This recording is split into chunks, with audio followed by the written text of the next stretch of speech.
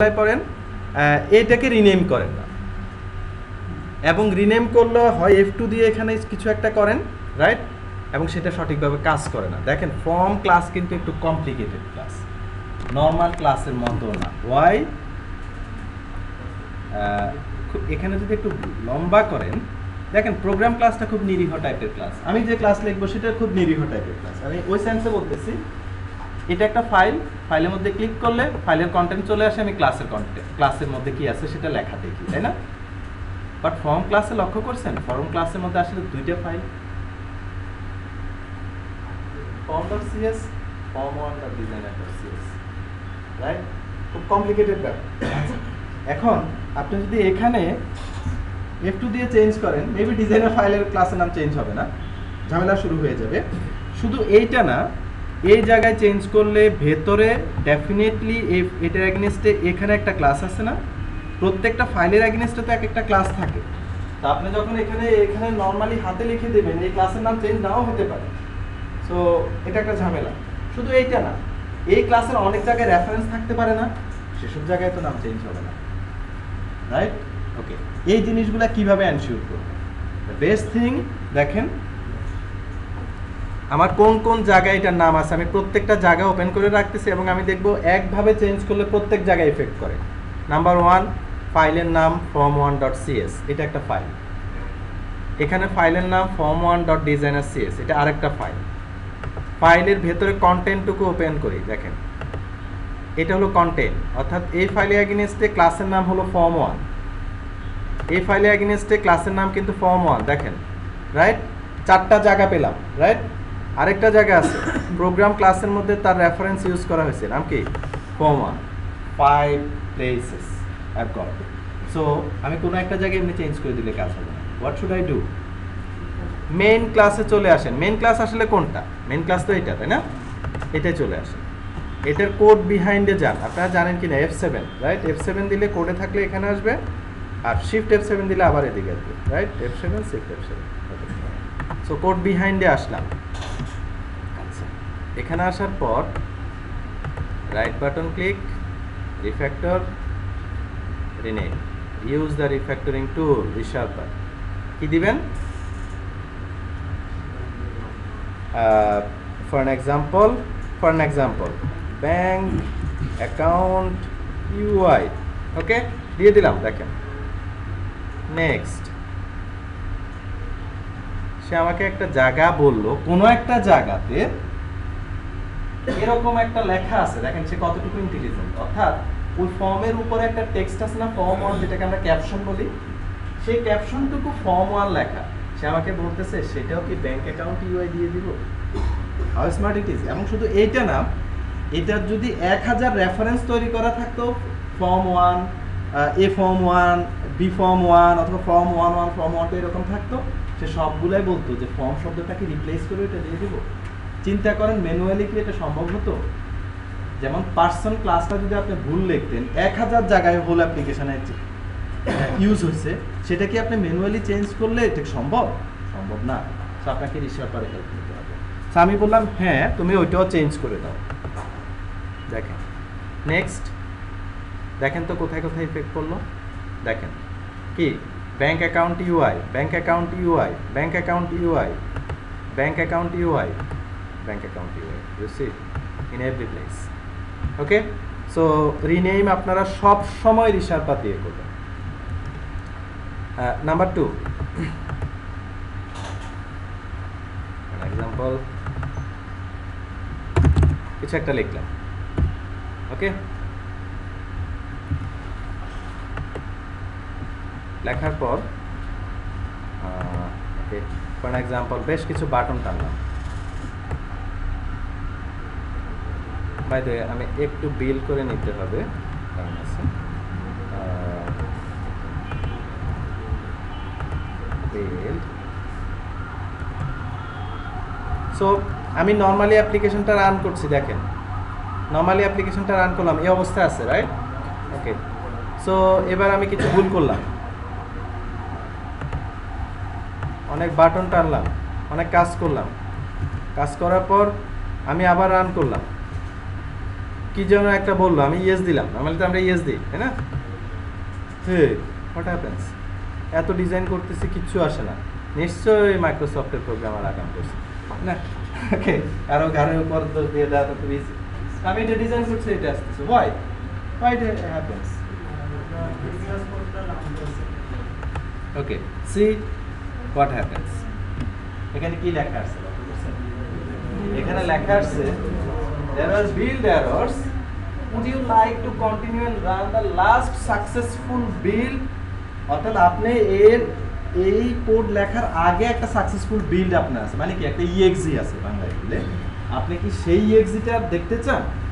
আমি বললাম হ্যাঁ দেখতে চাই। বললো যে এই তো আপনার ইএক্সি রান করে দিলাম, রাইট? আপনারা কি জানেন এই ইএক্সিটা কোথায় থাকে? দেখেন, আমরা চলে আসি এখানে,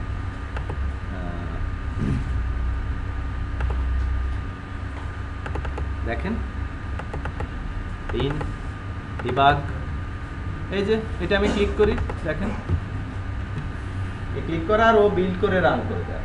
সো ও যখন বিল্ড করতে পারতেছে না এরর, তখন সে কি করে পুরাতন ইএক্সিটা রান করে দেয়, আর বিল্ড করতে পারলে তো সে লেটেস্ট বিল্ড তৈরি করে তারপর রান করে, রাইট? ওকে, প্রবলেম কি জানেন? প্রবলেম হলো আরও ডেঞ্জারাস, যখন আপনারা এই কাজটুকু করেন, এভাবে রান করেন এবং এখানে টিক দিয়ে দেন, ভাই তুমি আমার এই ডায়লগ দেখাও না, রাইট? তখন তো আপনি বলেন নো, এটা আমার কোনো সমস্যা নেই, নিশ্চয়ই ভাইরাসের কোনো problem, right? But you make the mistake, okay? So be careful. এটার ভালো উপায় কি জানেন? ভালো উপায় হলো অ্যাপ্লিকেশন ডিরেক্টলি রান করতে যাবে না, বারবার রান করার আসলে দরকারও হয় না, এক লাইন কোড লিখে বারবার রান করার দরকার নেই। Build it, right? দেখেন বিল্ড, আমি কিন্তু রান করি না, আমি বলছি build, please build it, build it. সে আমাকে দেখাচ্ছে এই যে অনেক arrow, right? Click the arrow, go to the arrow and see okay fine, আমি এখানে ভুল করছি, right? Again build it, well done, then run it. এখন clear? Okay, so be careful ওরকম কাজ করতে, সবসময় বিল্ড করবেন, নট রান করবেন, রান করার দরকার হলে রান করেন। নেক্সট নেক্সট, এবার এই লাইনে আসেন, form load. Form load line লিখলেন, হঠাৎ করে আসলে আপনি লিখতে চান নাই, ঠিক করে ক্লিক হয়ে গেছে, ওকে? অথবা আমি যদি আরেকটু অন্যভাবে বলি, আমি এই ক্লাসে আসলাম, বাটন ওয়ান ডট ক্লিক, এটা লিখলেন, এটার এগেনস্টে কোড লিখলেন অনেক, ইন্টিজার ভ্যালু ইকুয়ালস 10। এটা লেখার পর মানে 5-6 লাইন লেখার পর এই রে এমন হয়তো আসতেছে, এটা দেখে তো খবর আছে, okay? So what should you do? Okay, খুব তাড়াতাড়ি শুরু করলেন, আসেন আমরা তাড়াতাড়ি শুরু করে দিই। কি করা যায়? ফার্স্ট হলো এটার নাম, তাই না? এটা আমরা নাম কোথায় দিব? এখানে আপনি এখানে এসে নিশ্চয় নাম দিবেন, আমি নামটা দিই। নামটা দিলাম কি, ধরেন show value button. By the way, naming convention নিয়ে একটু কথা আছে, আমি কয়েকজনকে দেখতে পাচ্ছি এখানে যে কমন কনভেনশন আমরা বলছি সেটা ফলো করছেন না, কেমন অন্য কনভেনশন ফলো করছেন। For example button BTN show value অথবা শো ভ্যালু বিটিএন, আপনার কনভেনশনে কোনো প্রবলেম নেই। কনভেনশন যে কোনো প্রজেক্টে পিপলে এক এক রকম হতে পারে টিমে, বাট প্রবলেম হয়ে যাবে অন্য জায়গাতে, যখন আপনারা প্রজেক্ট ওয়ার্ক করবেন তখন আপনাদের কোডের মধ্যে ডিসিমিলারিটি দেখা দেবে। Don't do it. সো এই ক্লাসে আপনাদেরকে এই কনভেনশন ফলো করতে হবে, কারণ সবাই একই রিদমে না থাকলে কোডের মধ্যে অসঙ্গতি দেখা দেবে, ওকে? সো এখন থেকে আপনারা এইভাবে ফলো করবেন। So by the way, sorry S ছোট হাতের। সো আপনি এইভাবে নাম দিলেন এবং এন্টার দিলেন, fine, but still you see কোনো লাভ হয় না, বাটন ওয়ান ওইখানে পড়ে আছে, দেখতে পাচ্ছেন? কাজ হচ্ছে না তো। ওকে, হোয়াট কুড ইউ ডু?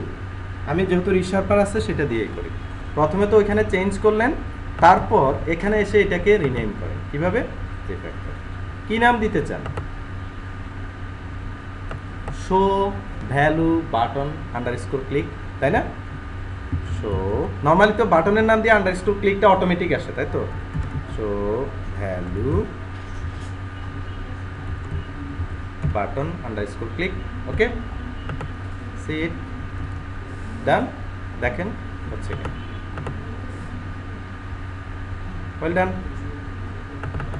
অন্য কিছু দেখাচ্ছে, আমি আপাতত ক্লিক দিয়ে বোঝা যাচ্ছে কি?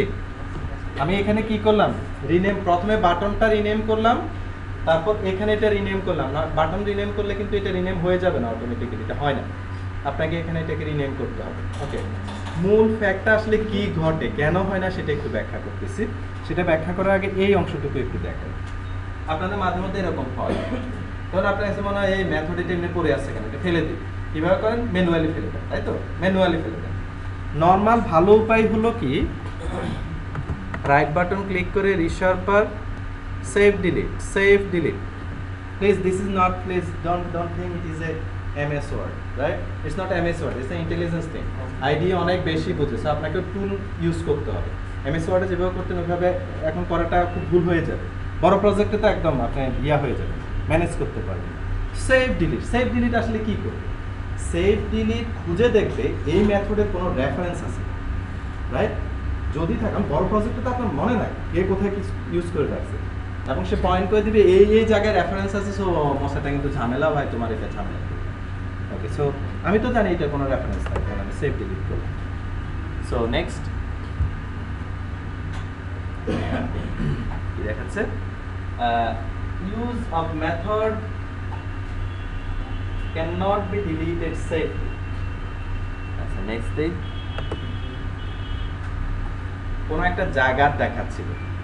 আচ্ছা, কোনো একটা জায়গার কিন্তু পজিশন দেখাচ্ছিল, আমি আপনাদেরকে দেখিয়ে দিচ্ছি সেটা। আমার কিন্তু এটা চলে গেছে, কিন্তু জাস্ট সি বিল্ড এরর।